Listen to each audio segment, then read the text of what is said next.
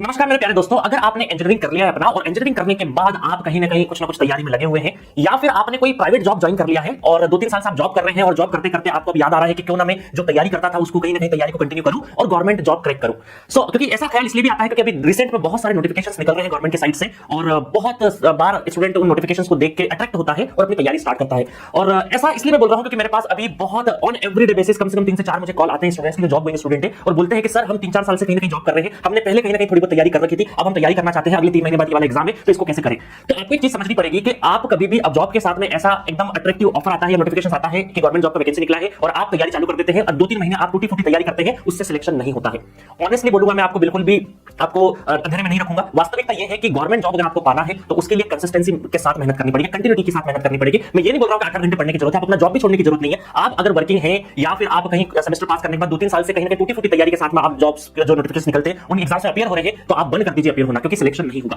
क्योंकि क्या होता है, अगर गवर्नमेंट जॉब आपको कोई ना कोई क्रैक करना है तो उसके लिए प्रॉपर स्ट्रेटजी होती है। स्ट्रेटजी का मतलब ये क्या होता है कि आप YouTube पे सर्च करते हैं कि ये वाला एग्जाम आया तो इसका क्या होगा, तो बहुत सारा कंटेंट मिलता है, बहुत सारा गाइडेंस है, ओवर कंटेंट है। हमारे टाइम पे ये होता था कि कंटेंट होता नहीं था अवेलेबल, कुछ लिमिटेड चीजें होती थी, खासकर एनपीटीईएल होता था पढ़ाई करने के लिए, बाकी ऐसे कोई मोटिवेशन का कोई एक्सटर्नल सोर्सेस नहीं होता था। भाई हमारे जो फिजिकल टीचर होते थे वो हमें मोटिवेट करते थे। बट आज के दौर में स्टूडेंट का सपोज करो बीएल का नोटिफिकेशन आया या फिर बीएचईएल का नोटिफिकेशन आया, एचएल का या कुछ भी नोटिफिकेशन आया, बार की का आया, तुरंत जैसे नोटिफिकेशन आया बहुत सारे वीडियोस फ्लडेड होने लग जाते हैं YouTube पे और अलग-अलग स्ट्रेटजीज देखने को मिलती है। स्टूडेंट उनको देख के मोटिवेट होता है और आप यकीन मानिए कि आप मोटिवेट 3-4 दिन के लिए होते हैं, उसके बाद 4 दिन पढ़ाई करने के बाद वापस से वही दर्रा चालू हो जाता है जो आपका नॉर्मल लाइफ होता है। ऐसी चीजें नहीं होती। इसलिए मैंने पिछले साल एक प्रोग्राम भी लॉन्च किया था जिसका नाम था पर्सनल मेंटरशिप प्रोग्राम, जिसमें मैंने बोला था कि मैं 500 रुपए लूंगा, आपको महीने का 4 कॉल पे कनेक्ट करूंगा। क्योंकि क्या होता है कि जो जॉब स्टूडेंट है उसका इकोसिस्टम अलग है, फ्रेंड सर्कल अलग है, तो पढ़ाई के माहौल में नहीं है। तो मेरे पास मुझे बड़ा सरप्राइज लगा जब मैंने वो प्रोग्राम स्टार्ट किया तो मेरे पास मैक्सिमम स्टूडेंट जॉब वाले हैं, ताकि उनको एक माहौल पता चल सके। हर हफ्ते एक मीटिंग होता है मेरा, जिससे उनको क्या लगता है कि वापस अगर वो मेहनत नहीं करे पिछले हफ्ते में तो मुझसे बात करने के बाद थोड़ा मोटिवेट होते हैं, थोड़ा सा उनको गिल्ट फील होता है कि पिछला हफ्ता मैंने वेस्ट कर दिया, तो अगला हफ्ता वो थोड़ा यूटिलाइज करने की तरफ बढ़ जाते हैं। तो अगर आप कोई भी एग्जाम क्रैक करना चाहते हैं तो पहली चीज रैंडम पढ़ाई करना बंद कर दीजिए। दूसरी चीज, आप एक सिस्टमेटिक अप्रोच के साथ में आगे बढ़िए। और कैसे करना है, क्योंकि हर एक एग्जाम्स का, हर एक पीएसयू का, हर एक नोटिफिकेशन का स्ट्रेटजी अलग होता है।